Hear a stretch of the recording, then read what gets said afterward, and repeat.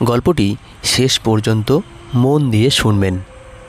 আমি মেয়ে সেজে 5 বছর পর্যন্ত মেয়েদের ম্যাসাজ করতে থাকি, কিন্তু কেউ বুঝতে পারত না আমি একজন পুরুষ। একদিন একটা ধনী মহিলা আমাকে দিয়ে ম্যাসাজ করায়, আর সে আমাকে নিজের বাড়িতে সারা জীবনের জন্য রেখে দেয়। আর রোজ সে আমাকে দিয়ে ম্যাসাজ করাতো। একদিন আমি ম্যাসাজ করছিলাম, তখন আমার গায়ের উপরে তেল পড়ে যায়।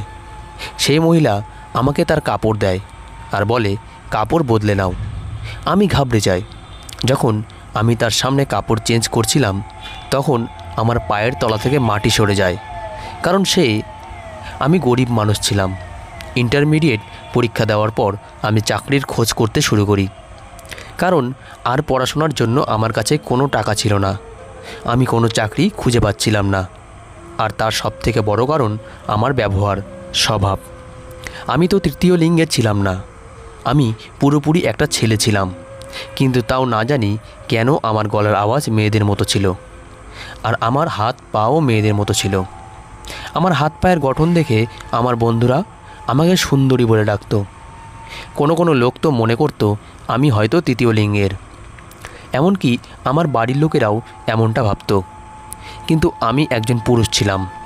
কিন্তু না জানি কেন আমার হাত পা এমন ছিল, আর আওয়াজও কিছুটা মেয়েদের মতো ছিল। আমি যেখানেই কাজের জন্য যেতাম, কেউই আমাকে কাজ দিত না। সবাই আমাকে তৃতীয় লিঙ্গের মনে করে তাড়িয়ে দিত। কেউ আমার কথা বিশ্বাসই করতো না যে আমি একজন ছেলে। যদি আমি সত্যি সত্যি কিন্নর হতাম তাহলে সেটা আলাদা কথা ছিল, কিন্তু আমি তো সেরকম ছিলাম না যেরকম এই সমাজ আমাকে ভাবত। আমার বাড়িতে পয়সার অভাব ছিল। আমার বাড়ির লোকও আমাকে অনেক বিরক্ত করত। তারাও আমাকে ঘৃণা করত, কারণ তারাও আমাকে অদ্ভুত মনে করত। আমার মা বলতো, তোমাকে না মেয়ের মতো দেখতে, না ছেলের মতো। তোমাকে দেখতে যদি ছেলের মতো হতো তবে তুমি এতদিনে চাকরি পেয়ে যেতে, আর আমাদের সংসার চলে যেত। কিন্তু তুমি তো অদ্ভুত, এরকম আর কেউ নয়। আমার নিজেরই মাই আমাকে বলতো। যখন পৃথিবীতে সবাই ছেড়ে চলে যায়, তো তার মা তার পাশে থাকে, কারণ মা তো মাই হয়। কিন্তু সেই আমাকে ভুল বুঝতো। সময় এইভাবেই কাটতে থাকে, আর আমার বয়স 22 বছর হয়ে যায়। আমি ভীষণ চিন্তায় থাকতাম, আর সেই চিন্তার জন্যই আমি আমার বাড়ি ছেড়ে দিই আর অন্য শহরে চলে আসি। কিন্তু অন্য শহরে এসেও আমাকে চাকরির জন্য ধাক্কা খেতে হয়, কিন্তু আমি কোথাও চাকরি পাই না। তারপর আমাকে একটা লোক ভরসা দেয়, যার একটা ম্যাসাজ স্টোর ছিল, আর সে ছেলেদের ম্যাসাজ করাতো। সে আমাকে বলে, তুমি এখানে কাজ করো। আমি তার স্টোরে কাজ করা শুরু করি, কিন্তু সেখানেও সবাই আমাকে তৃতীয় লিঙ্গের ভেবে আমাকে নিয়ে মজা করা শুরু করে। তার মধ্যে তো একজন আমাকে বিরক্ত করার কোনো সুযোগই ছাড়তো না। সেখানে আমার সহ্যের সীমা পার হয়ে যায়, আর আমি সেই স্টোর ছেড়ে দিই। তখন আমি ভাবি, সমাজ যখন আমাকে মেয়েই মনে করে, তখন আমি মেয়েই হয়ে যাব। আমি নিজেকে ছেলে হিসেবে প্রমাণ করার অনেক চেষ্টা করি, কিন্তু আমি হেরে যাই। তখন আমি নতুন রাস্তার কথা ভাবি। আমি একটা মুখোশ কিনি, আর মুখোশ পরে পুরোপুরি মেয়েদের মতো সেজে ফেলি। তারপরে আমি কাজ খোঁজা শুরু করি, আর হঠাৎ আমি কাজ পেয়ে যাই। একটা দোকানের মালিক আমাকে কাজে রেখে দেয়। সে বলে, তোমাকে দেখতে নিশ্চয়ই খুব সুন্দর হবে। যদি তুমি মুখোশ খুলে ফেলো তবে আমার দোকানে অনেক বেশি লোক আসবে। তখন আমি বলি যে আমি পর্দা পরি, আমি মুখোশ খুলতে পারবো না। কিছুদিন আমি সেখানে কাজ করি, আর এতে আমার খুব ভালোভাবে দিন চলে যেত। আমি একটা ঘর ভাড়া নিয়েছিলাম। আমি সারাদিন দোকানে বসে থাকতাম। দোকানের লোক আমাকে অনেক ভরসা দিত। সে আমার উপর এত ভরসা করতো যে মাঝে মাঝে আমি অবাক হয়ে যেতাম যে এই লোকটা আমার উপর এতটা কি করে ভরসা করে। সে বহুবার আমাকে মুখোশ সরানোর জন্য বলতো, কিন্তু আমি এমন করতাম না, কারণ আমি এরকম করতে পারতাম না। এখানেই আমার সাথে সেটাই হলো যা ম্যাসাজ সেন্টারে হয়েছিল। দোকানের মালিক একদিন রাতে আমার বাহানা দিয়ে আটকে দেয়, আর দোকান বন্ধ করে আমার সাথে জবরদস্তি করার চেষ্টা করে। কিন্তু যখনই সে আমার মুখোশ খোলে, সে জানতে পারে যে আমি একজন ছেলে। কারণ আমার মুখ মেয়েদের মতো ছিল না, শুধুমাত্র হাতে পায়ের গঠন মেয়েদের মতো ছিল, আর গলার স্বর অল্প অল্প মেয়েদের মতো ছিল। আমার মুখ দেখে দোকানের মালিক আমাকে অনেক বকে, আর বলে যে তুমি ধোঁকা দিয়ে এখানে কাজ করছো মেয়ে সেজে।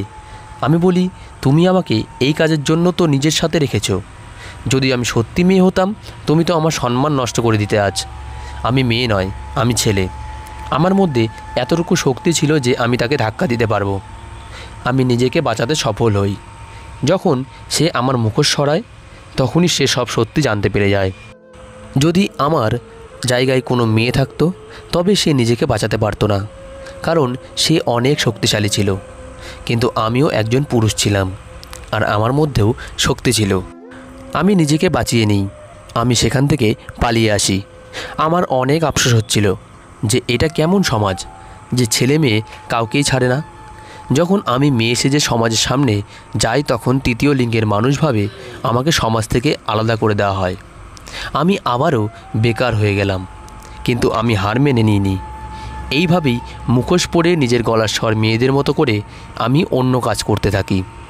এইটাও একটা দোকান ছিল, আর সেখানে মালিক একজন মহিলা ছিল। এই জন্য আমি একটু শান্তি পাই। আর সেই মহিলা আমাকে মুখোশ খুলতেও বলেনি। সেই মহিলার একটা ছোট ছেলে ছিল, আর আমি তার খুব ভালো করে খেয়াল রাখতাম, আর তার দোকানের আশা ভেবেই মানুষদের হ্যান্ডেল করতাম। একদিন সেই মহিলা অনেক চিন্তিত হয়ে পড়ে। আমি তাকে চিন্তার কারণ জিজ্ঞাসা করলে সে বলে, আমার মাথায় ব্যথা আর আমার সারা শরীরে ব্যথা করছে। আমি তাকে বলি, আমি তোমার মাথায় হাত বুলিয়ে দিচ্ছি। এই বলে আমি তার মাথায় হাত বুলিয়ে দিই। সে অনেক আরাম পায়। তারপর আমি তার কাঁধে ম্যাসাজ করতে শুরু করি, আর এইভাবে আমি তার সারা শরীরে ম্যাসাজ করতে শুরু করি। সেই মহিলা অনেক আরাম পাচ্ছিল। সে আমাকে বলে যে, তুমি তো অনেক ভালো মালিশ করতে পারো। আমার তো সমস্ত ব্যথা উধাও হয়ে গেল। তোমার তো ম্যাসাজ স্টোর খোলা উচিত। তোমার হাতে জাদু আছে। সেই মহিলা বোধহয় এমনি বলে ফেলেছিল কথাটা, কিন্তু এই কথাটা আমার মাথার মধ্যে বসে যায়। আমি ভাবলাম, কথাটা তো সত্যি। আমার হাতে তো যথেষ্ট জোর আছে। আমি খুব ভালো করে ম্যাসাজ করতে পারবো। কিন্তু সমস্যা একটাই, আমি ছেলেদের ম্যাসাজ করতাম, তাই তারা ভুল নজরে আমার দিকে দেখতো, আমাকে নিয়ে ইয়ার্কি করতো। তারপর আমার মনে হলো যে আমি যদি মহিলাদের ম্যাসাজ করা শুরু করি তবে কেমন হয়, মেয়ে সেজেই। আর এই কথা ভাবতেই আমার মন খুশিতে ভরে গেল। পরের দিন গিয়ে আমি আমার মালকিনকে বললাম যে আমার কিছু টাকা লাগবে। আমি খুব তাড়াতাড়ি সেটা ফেরত দিয়ে দেব। আমার মালকিন অনেক ভালো মানুষ ছিলেন। সে অনেক ভালো মনের মানুষ ছিল, আর এখন সে প্রায় রোজ দিনই আমাকে নিয়ে মালিশ করাতো। সে বলল, ঠিক আছে, যদি তোমার পয়সার দরকার থাকে তবে তোমাকে আমি দিচ্ছি। তোমার সততার সাথে কাজ করা দেখে আমার খুব ভালো লেগেছে। এই জন্য তোমাকে সাহায্য করতে আমার কোনো অসুবিধা নেই। সে আমাকে টাকা দিয়ে দেয়। আমি সেই টাকা দিয়ে একটা ম্যাসাজ স্টোর খুলি মহিলাদের জন্য, আর ভগবানের কাছে প্রার্থনা করছিলাম যাতে আমার কাজটা ভালো করে চলে, যাতে আমি আমার মালকিনের থেকে নেওয়া টাকা তাড়াতাড়ি ফিরিয়ে দিতে পারি। আমি দিনের বেলা মালকিনের দোকানে কাজ করতাম, আর সন্ধেবেলা নিজের ম্যাসাজ স্টোর চালাতাম। সেখানে মহিলারা এসে ম্যাসাজ করাতো। আমি মুখোশ পরে থাকতাম। তারা আমাকে এই মুখোশ পরে থাকার কারণ জিজ্ঞাসা করত। তখন আমি বলতাম, আমি পর্দা পরি। আমার হাতের গঠন দেখে কোনো মহিলা সন্দেহ করতো না যে আমি আসলে কে। আমি সব সময় ভাবতাম, ভগবান আমার হাতগুলো কেন এমন বানিয়েছে, কেন আমার গলার স্বর মেয়েদের মতো করেছে। কিন্তু আজ আমি বুঝতে পেরেছিলাম, ভগবানের তৈরি কোনো জিনিসই বিফলে যায় না। আমার হাতটাই একমাত্র এমন ছিল যেটা আমার কাজে এসেছিল। আমার ম্যাসাজ সবাই অনেক পছন্দ করত, সবাই আমার প্রশংসা করত। এইভাবেই আমার স্টোরে লোকজন বেশি বেশি আসতে শুরু করে। যখনই কোনো মহিলা আমার কাছে ম্যাসাজ করাতে আসতো, সে গিয়ে অন্য মহিলাকে বলে দিত যে আমার হাতে জাদু আছে। প্রায় বেশিরভাগ সময় এমন মহিলাই আসতো যাদের শরীরে কোনো সমস্যা থাকতো, আর মালিশ করার পরে তার সেই সমস্যা দূর হয়ে যেত। মহিলারা আমার সামনে কাপড় খুলে দিত, কিন্তু আমি তাদের দিকে দেখতাম না।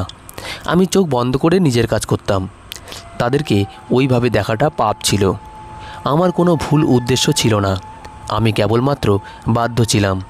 তারপর একদিন অনেক বড় গাড়ি করে একটা মহিলা আসে, যাকে দেখে অনেক বেশি ধনী মনে হচ্ছিল।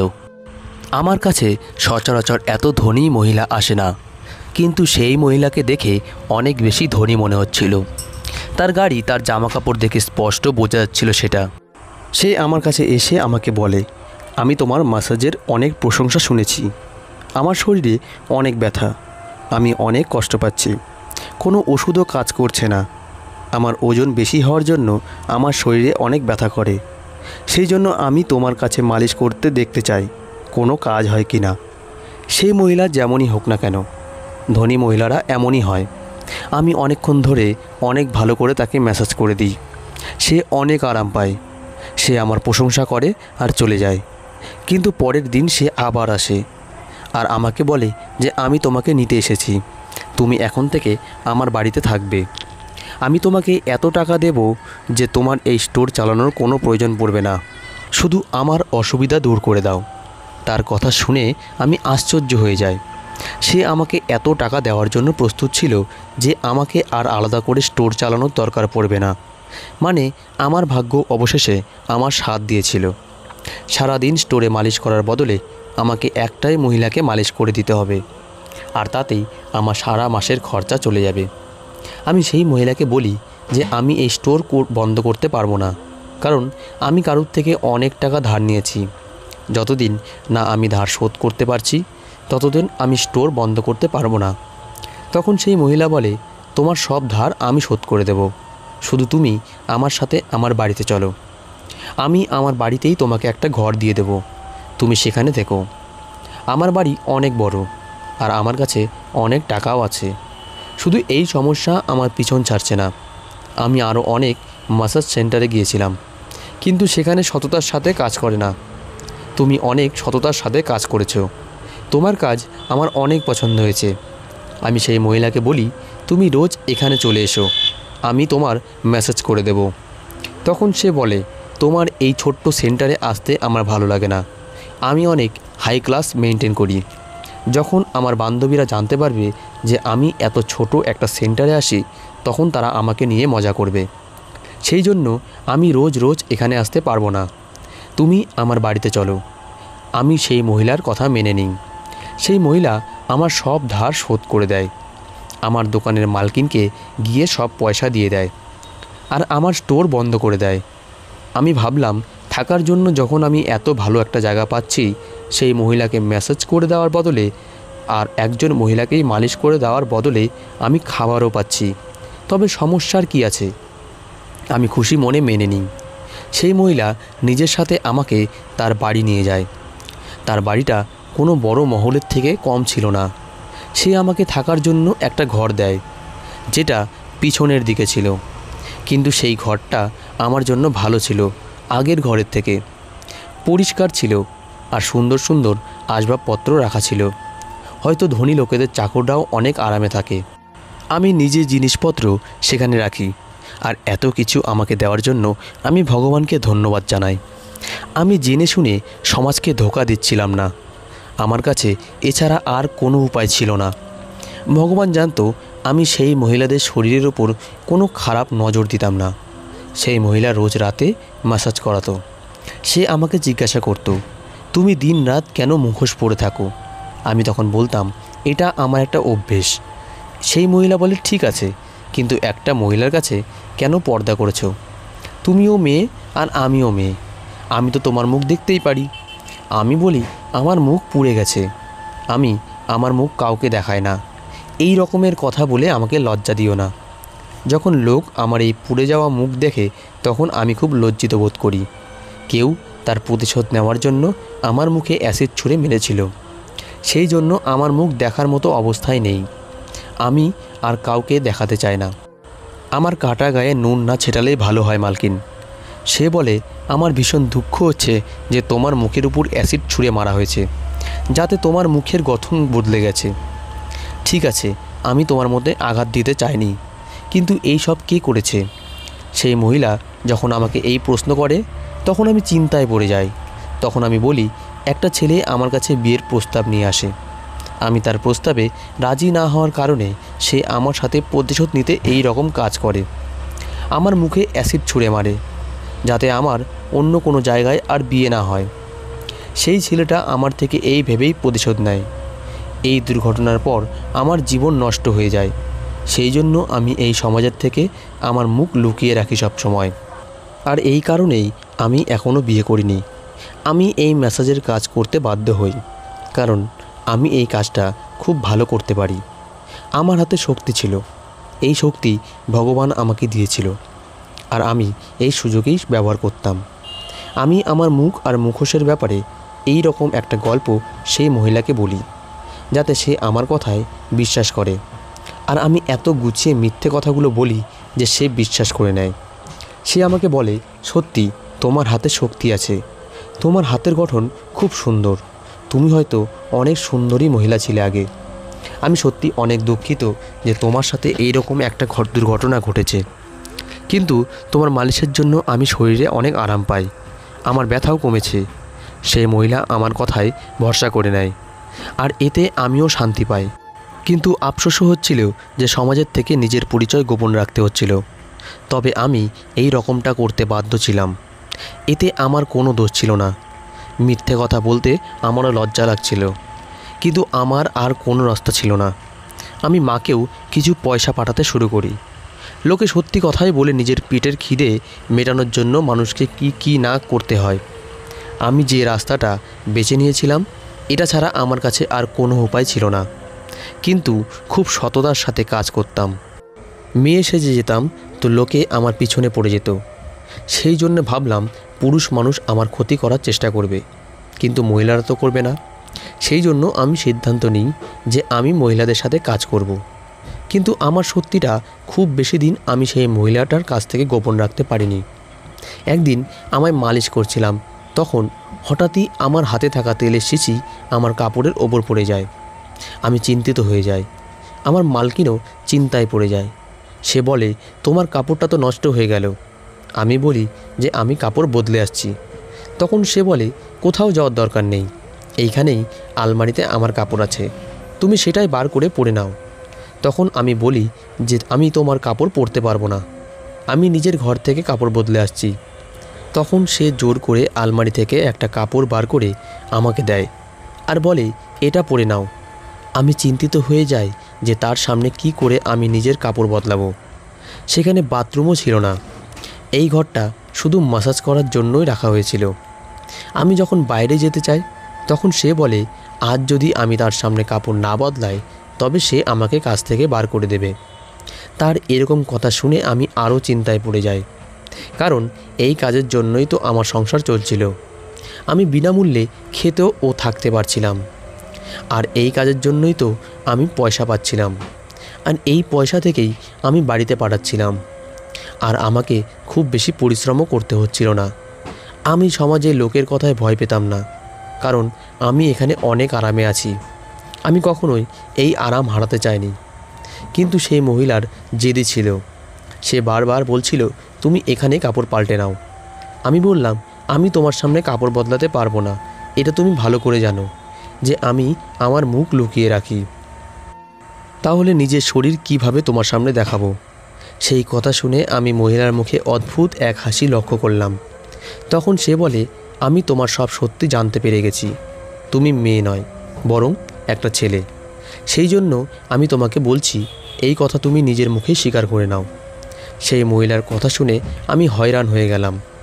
সে এতটাই চালাক ছিল যে সে বুঝতে পেরে গেছিল, না হলে আজ পর্যন্ত আমি যেভাবে সাবধানে কাজ করেছি তাতে তো কারোর সন্দেহ পর্যন্ত হওয়ার কথা নয় যে আমি আসলে কে। কিন্তু সেই মহিলা ঠিক সন্দেহ করেছে। শুধু সন্দেহ নয়, সে নিশ্চিত ছিল। তার কথা শুনে আমি কাঁদতে শুরু করে দিই। আমার ভীষণ লজ্জা লাগছিল। আমার মনে হচ্ছিল যেন আমার কপালে আকাশ ভেঙে পড়েছে। আমি এই কথা লুকিয়ে রাখতে চেয়েছিলাম, কিন্তু আমার সব সত্যি সেই মহিলা জানতে পেরে গেছিল। সে আমাকে বলে, কান্না থামাও, আর আমাকে বলো তুমি এমন কেন করলে। আমি তাকে সব কথা বলে দিই, প্রথম থেকে সব কথা, কিভাবে এই সমাজ আমার সাথে দুর্ব্যবহার করেছে।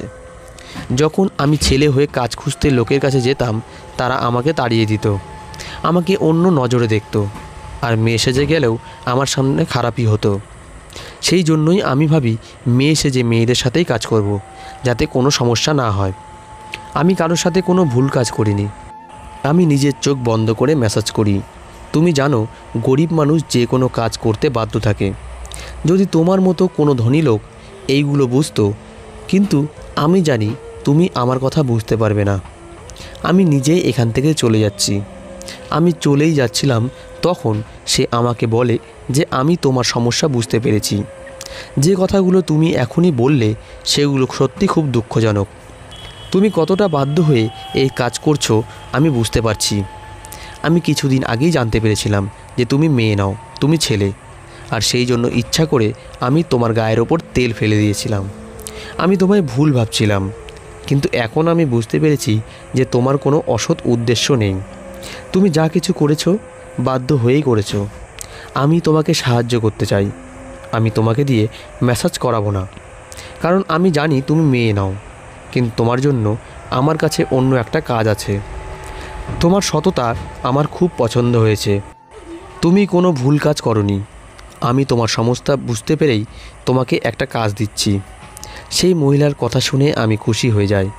আমি জিজ্ঞাসা করি আমি কি কাজ করব। তখন সে বলে তোমাকে আমার বাড়ির দেখাশোনা করতে হবে। আমি অন্য কারোর উপর ভরসা করি না। তোমাকে এতদিন আমি আমার বাড়িতে রেখেছি, কিন্তু তুমি কোনো দিনও কোনো জিনিস চুরি করনি। তুমি খুব ভালোভাবে এখানে থেকেছো। আজকের পর থেকে তুমি আমার বাড়ির দেখাশোনা করবে।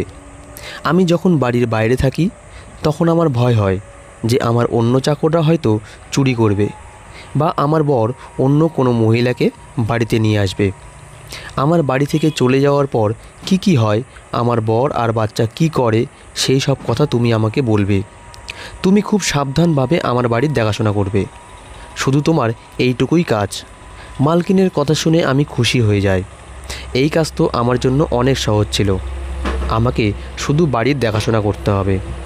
মালকিন আমাকে বলে আজকের পর থেকে এই মুখোশ পরার কোনো দরকার নেই। তোমার নিজস্ব ছেলেদের পোশাক পরেই তুমি কাজ করতে পারো। তোমাকে কেউ কিছু বলবে না। আমি এখন ছেলেদের পোশাক পরেই কাজ করতাম। আমি দেখতে মেয়েদের মতন হলেও আমার গায়ে ছেলেদের মতোই শক্তি ছিল। যে কোনো চোর বা ডাকাতের সাথে আমি মোকাবিলা করতে পারতাম। সেই জন্যই আমি এই কাজটা মন দিয়ে করতে থাকি, পুরো সততার সাথে। এখানে আমার থাকা খাওয়া একদম ফ্রি ছিল। আমি যে পয়সা বেতন পেতাম সেগুলো আমি জমাতাম, আর এইভাবেই পয়সা জমাতে জমাতে আমার নিজের একটা ছোট বাড়ি কিনে নিয়েছিলাম। নিজের বাবা মাকে এখানে নিয়ে চলে আসি। সেই মহিলার বাড়িতে কাজ করি প্রায় 10 বছর হয়ে গেল। সেই এখন অসুস্থ হয়ে বিছানা সজ্জা, কিন্তু সে আমাকে চাকরি থেকে বার করেনি এখনও। আমি তার ভরসা অর্জন করেছিলাম। সেই মহিলা আমাকে বলে আমি জীবনে অনেক লোক দেখেছি, কিন্তু যে সততার সাথে তুমি কাজ করেছো আর যেভাবে চোখ বন্ধ করে তুমি আমার ম্যাসাজ করতে, তখনই আমি বুঝতে পেরে গেছিলাম যে তুমি একজন ভালো মনের মানুষ। শুধু তুমি বাধ্য হয়ে এই কাজ করছো। তোমার এই সততা দেখেই আমি তোমাকে আমার বাড়িতে থাকতে দিই। আজ আমি অনেক খুশি। আমার বাবা মা ছোট্ট একটা ঘরে থাকতো। আজ আমি তাদের একটা ভালো বাড়িতে রাখতে পেরেছি। সত্যি বলে লোকে ভগবান প্রত্যেকে কোনো না কোনো জিনিস ঠিকই দেয়।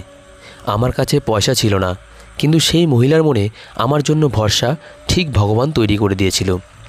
আর এতে আমার সব সমস্যা দূর হয়ে যায়। আসলে এই সব কিছুই আমার ভাগ্যে ছিল।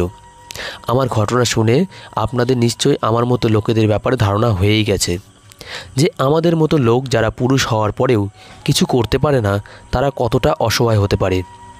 আপনাদের কাছে আমার অনুরোধ, আমার মতো যদি কোনো লোক আপনারা কখনো দেখতে পান, তবে তাদের সাথে দয়া করে ভালো ব্যবহার করবে। যদি একটা মানুষ পুরোপুরি তৃতীয় লিঙ্গের হয়, তবে সেও এই সমাজে কোথাও না কোথাও ঠিক জায়গা পায়, আর সে সেই কাজই করে একটা তৃতীয় লিঙ্গের মানুষ যা করে থাকে। কিন্তু যদি একটা পুরুষের হাত পায়ের গঠন মেয়েদের মতো হয়, তার গলার স্বর মেয়েদের মতো হয়, দেখতে মেয়েদের মতো হয়, তবে এই সমাজে টিকে থাকা তার জন্য অনেক কঠিন হয়ে যায়। ঠিক সেই রকমই যেখানে পাগলেরা থাকে, যাকে পাগলা গারদ বলে, তারা সেখানেই থাকে, কিন্তু তাতে কারোর কোনো আপত্তি থাকে না। কিন্তু একজন আতপাগলের জন্য কোনো জায়গা নেই তার বাড়ি ছাড়া। যেখানে পাগলরা থাকে, যাকে পাগলা গারদ বলে, তারা সেখানেই থাকে, কিন্তু তাতে কারোর কোনো আপত্তি থাকে না। যারা অর্ধেক পাগল হয়, না তারা পাগলা গারদে থাকতে পারে, আর না নিজের বাড়িতে শান্তিতে থাকতে পারে। আমাদের মতো লোকেদের সমস্যাগুলো ঠিক এই রকমই। গল্পটি কেমন লাগলো কমেন্ট করে জানাবেন প্লিজ। গল্পটিকে একটা লাইক দেবেন, আর পরবর্তী গল্পের জন্য চ্যানেলটি সাবস্ক্রাইব করে আমাদের পাশে থাকা বেল আইকনটি ক্লিক করে রাখুন। Thanks for watching.